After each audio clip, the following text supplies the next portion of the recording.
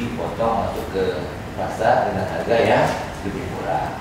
Itu mengendalikan inflasi. Sedangkan yang Ibu Ketua maksud tadi, saya paham bahwa itu adalah tupoksi dinas pangan, melihat peta rawan pangan kemana-kemana, kantong-kantong rawan pangan. Itu enggak terlalu jauh dan hubungannya dengan inflasi.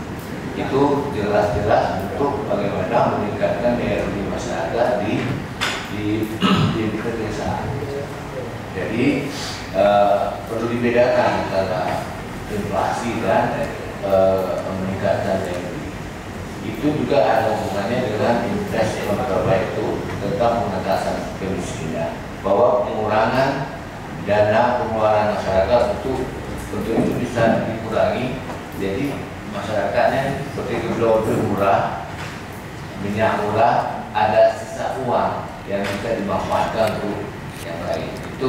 Itu mungkin yang bisa menjelaskan.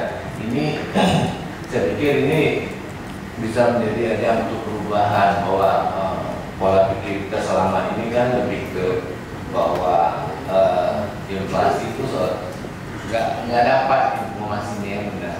Yang benar bahwa untuk pengendalian inflasi memang di pasar. Jadi urusan yang di kami 12 kecamatan itu di desa-desa yang memang rawan pangan.